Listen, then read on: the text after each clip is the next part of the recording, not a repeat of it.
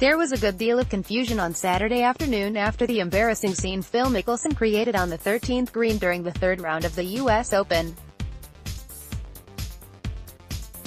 Here are two things that are crystal clear. First, Mickelson embarrassed himself with his sprint, spin and putt while his bogey putt was still rolling. Second, the USGA, already having a bad day because of the way Shinnecock Hills was set up, embarrassed itself further by not disqualifying Mickelson the instant he smugly told the media his act was intentional. One of the many problems with the rules of golf is that they can often be spun to fit whatever outcome the officials in charge want to create. Mickelson's defenders, and they are legion, will say he was reacting in frustration to the setup of the golf course, and who could blame him? And yet, 66 players teed it up on Saturday and completed 18 holes. Only one pulled the stunt Mickelson pulled. Add to that the fact that Mickelson, after spending almost 20 minutes in the scoring area crafting what he was going to say to the media, came out and said he did it on purpose. If there was any doubt about whether he should be disqualified, it should have ended at that moment. The first rule of golf, Rule 1-1, describes how the game is to be played from tee to green. Rule 1-2 details several things a player may not do while playing the game. This is what 1-2 speaks to: exerting influence on movement of the ball or altering physical conditions. The applicable part of the rule here is as follows: a player must not take an action with the intent to influence the movement of a ball in play. If you stop a ball while rolling and then play it in the opposite direction, how is that not taking an action to influence the movement of the ball? Mickelson stopped the ball. The rule also says that the committee may disqualify a player if he commits a serious breach of the rule. Breaking the rule on purpose, and then in effect claiming you did it because you were being smart, would certainly seem to be a serious breach. The USGA's reason for not applying 1-2 is an exception to the rule, which reads as follows: an action expressly permitted or expressly prohibited by another rule is subject to that other rule, not Rule 1-2, according to the USGA, Rule 14-5, which says, a player must not make a stroke while a ball is moving, overrides Rule 1-2. Only it doesn't, because 14-5 does not expressly permit what Mickelson did or expressly prohibit what he did. It simply is an add-on to the penalty he committed by changing the direction of the ball. One last piece of rules mumbo-jumbo, Rule 33-7 is the catch-all here. It gives the committee the wherewithal to disqualify a player if it believes a serious breach has been committed, but also to not disqualify a player if it believes there are mitigating circumstances. It was 33-7 that Augusta National Chairman Fred Ridley, then the chairman of the Championship Committee for the Masters, fell back on in 2013 in deciding not to disqualify Tiger Woods for signing an incorrect scorecard after the second round that year. Woods, as most people remember, took an improper drop after hitting his third shot in the water, bouncing it off the flagstick, on the 15th hole during the second round of the tournament. Ridley was first made aware of the possible violation after former USGA and PGA Tour rules official David Eager phoned another Tour rules official, Mickey Bradley, to tell him he believed Woods might have taken a bad drop. Bradley passed the information to Ridley and longtime rules official Mark Russell. Ridley looked at the tape and decided there wasn't a problem. As a result, no one spoke to Woods about the drop before he signed his scorecard.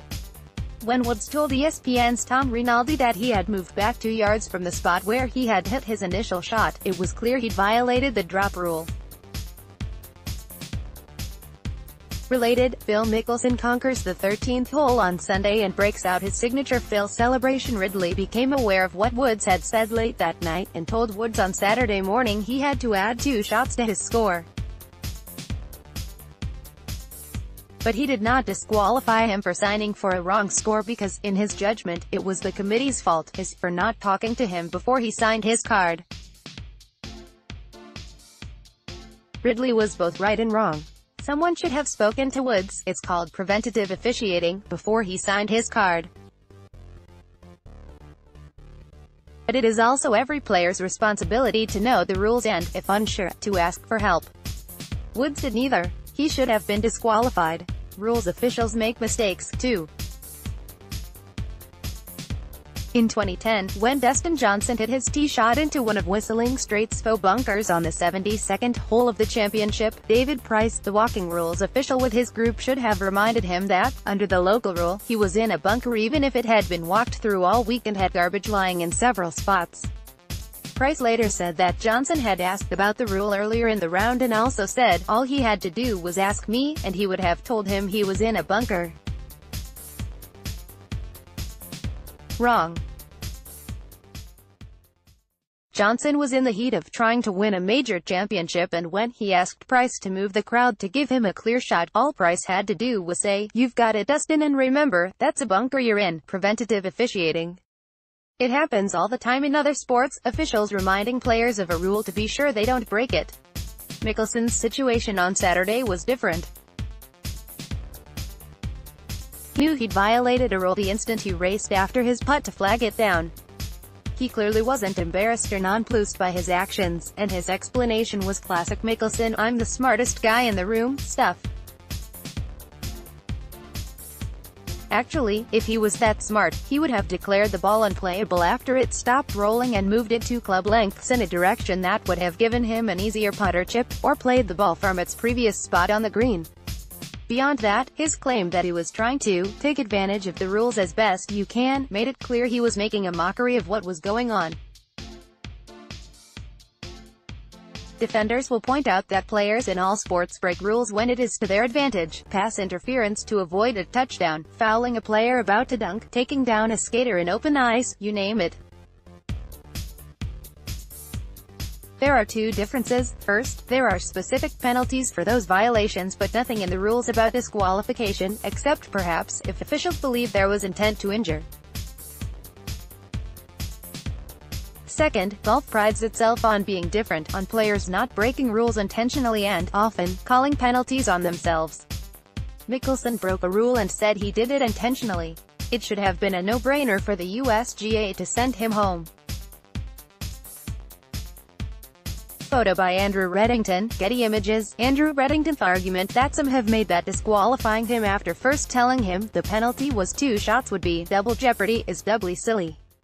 Just as circumstances changed at Augusta when Woods said he moved 2 yards back, just as the very same USGA informed Dustin Johnson it intended to penalize him at Oakmont on Sunday afternoon after he had initially been told he wouldn't be penalized when his ball moved on the 5th green, the USGA could have said it believed there had been serious breach after Mickelson's post-round comments. To make matters worse, the USGA put out a further statement Sunday morning saying, Rule 1-2 does not apply in this situation because Mickelson made a stroke at the ball as opposed to another act to deflect or stop the ball in motion, which are the acts covered by Rule 1-2. He stopped a ball that he said was going to roll off the green and then made a stroke at the ball. He violated 1-2 first and then 14-5. Worst of all, the USGA let him get away with it. A 2-shot penalty when you finish the day 14 shots behind the leaders is hardly a serious penalty.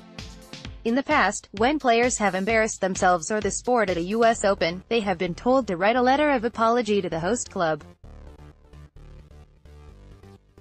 Dave Hill was told to write a letter after his cow pasture comments at Hazeltine National in 1970, and John Daly was told to write a letter after he stopped a ball as it was rolling back to him on Sunday at Pinehurst in 1999. At the very least, the USGA should demand that Mickelson write a letter of apology to the membership at Shinnecock, and it should be made public. In all, this was a bad week for Mickelson. It was a worse week for the USGA. Watch Golf Digest video. See the video.